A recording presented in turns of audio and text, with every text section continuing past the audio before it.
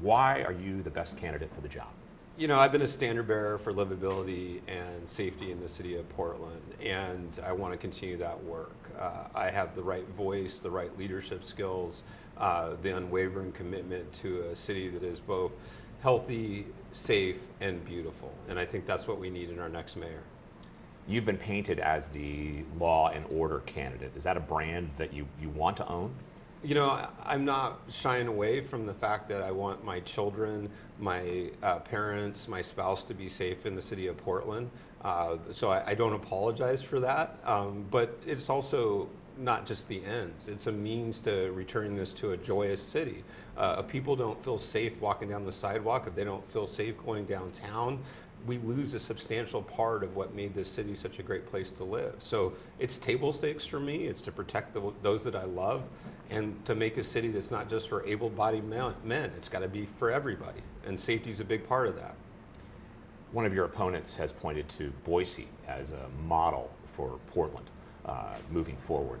Is that realistic? What's your response to that idea? Well, Boise has been so rough on homeless over the years that we got one of the worst Ninth Circuit decisions out of how Boise was treating their homeless. And so if we want to commit to cleaning up our sidewalks, if that's what we mean by Boise, then I support it. But what they've done in sort of a repeat, what many Portlanders have done before that are seeking office, is they look at another jurisdiction and they only want to pull out the stuff that is supportive. They don't talk about the enforcement components of what goes on in Boise and Idaho. So to me, it's incredibly misleading to point to that as something that's going to carry over here. They never decriminalized drugs, they've never tolerated camping, and they're only focused on their shelter solution is missing big parts of the story, in really an irresponsible way, frankly. Is it naive? Is that how you'd characterize that? It's naive and really misleading. Portland is a compassionate, progressive city in many respects, and to only focus on the part of the solution that involves, the heartstrings and ignoring the people who do the hard work of saying no, who do the hard work of cleaning up sidewalks, is irresponsible in many respects. At a recent candidate forum, you mentioned the idea of having to say no, right, and how important that is. Do you feel like you are the candidate who's willing to do that more than the others? Yes, and sometimes it's the voice of a father.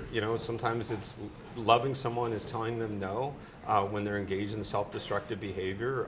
We're going to walk out here in a bit, but I was walking downtown with the bike officers last week looking at diversion and seeing folks in really horrific situations with deep drug addiction. We've got to intervene significantly in our community, and sometimes that means stopping what you're doing. That involves self-destructive behaviors. Some Portlanders say that the city's problems are not that bad, and it's the perception of those problems that's the bigger issue. Do you agree with that assessment? Well, Portland used to be one of the safest cities in America by any objective measures, and we became average overnight. So that is really disorienting for Portlanders who rightfully remember a safer, a cleaner, more beautiful city. So are there cities that are struggling worse than Portland? Sure, yes, of course there are. But this city used to be a better place to live. I think it can be again. So we have to be realistic about where we sit today relative to the past. And again, pointing to a more positive future. I think we can be one of the safest cities in America again. I think we can be one of the healthiest cities in America again. But we have to be honest about where we are right now. At the same time, we are a city filled with wonderful neighborhoods, incredible restaurants, fantastic cycling community. And these are real parts of what we are today. Despite all the challenges we're having, these other beautiful parts of our community continue to be true. So they can both be true at the same time. Some of the power brokers in Portland, when they hear about problems with public safety, they immediately point to the pandemic, saying that is the cause of the city's problems. And at the same time, they don't mention the criminal justice reform movement of 2020.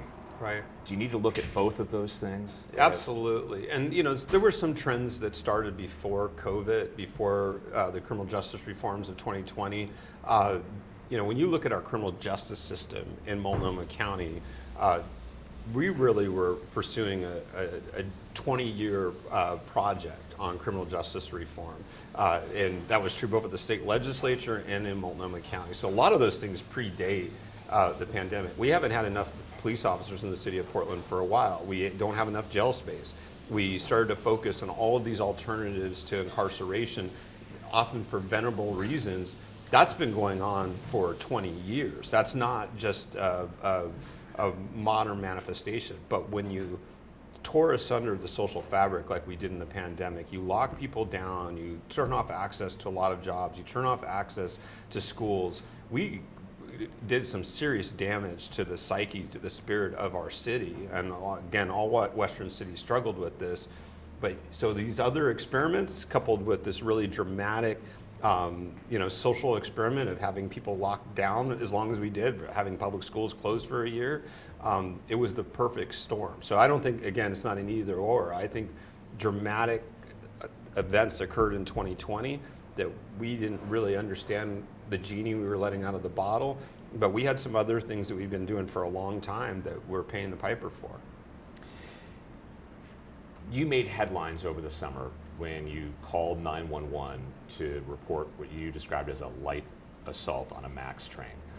The surveillance video then showed the incident, and some, after looking at that video, argued that you were either being less than truthful or exaggerating that incident. Do you want to set the record straight there? You know, I gave folks an honest assessment of what I perceived in the moment. You know, that was, we waited nearly 2 weeks before we commented publicly on the event. I was trying to get the footage because a lot of this occurred from behind, right? I couldn't see the person approaching. I couldn't see their body language. I'm just perceiving things in real time. Also have to put it in context. My parents' car had been set on fire a week and a half before that. We were experiencing threats at both the city office and at the campaign office following the arson. I had a staffer who was assaulted 2 days before the event before commenting about the MAX event. So in context, was really concerned about the safety of just not only myself, but my family, my staffers on both the campaign and the city side. And one of the challenges when you're an elected is that when things are done to you, it actually has implications for a whole host of other people. And so I think looking at it in context is just important. I felt like I had to push back on some of the really negative things that were being done, really anti-democratic things that were being done to my staff and to my family. That's the context. But again, when you look at it on video, it doesn't, even when I look at it on video and I've experienced it, you get a when you can't hear the sound and the speed's sort of off, it gives a different impression than I perceived in the moment. And but I gave folks the honest perception in the moment. You were also criticized for using public funds to improve your Wikipedia page. What are your thoughts about that controversy? Well, Oregonian had some mistakes in an initial report, and they had to go back and fix some of them. So what we did is we trained a staff member on how to communicate on Wikipedia. And we're in an age of disinformation. And just looking at some of the toughest things decisions I've had to make. Stop distribution of tents and tarps in the city of Portland. That was a response to the fact that 40% of our fire deaths, 40% of our fire injuries, 40% of our fire calls are coming from unsanctioned encampments, and that we're spending tens of millions of dollars to clean up these camps, that 70% of Portlanders who are offered shelter on our street turn it down. And so we were seeing online a distortion of some of these really difficult, hard policy decisions and being shaped by only one perspective that is kind of the Portland progressive perspective on that really hard question. We have no choice but to engage online and make myself available to the press, being proactive in communication. And that sometimes means having to correct when someone distorts things online. Okay. Let's talk about the Joint Office of Homeless Services and what many would describe as dysfunction with the county government and dysfunction with the city communicating and working with the county. How are you going to navigate that going forward if you are the mayor? So let me restate that. How are you going to navigate that going forward as mayor? Well, ultimately, there's no choice but to work with the county and state. There's no option for the city to just take its ball and leave the game. There's going to be some level of cooperation. They have primary responsibility for behavioral health. They have substantial responsibility in criminal justice. Both of those pieces have real impacts in terms of what's going on in the streets of Portland. So cooperation is a necessity. But honestly, I'm on the steering committee. I've been on there for just over 90 days.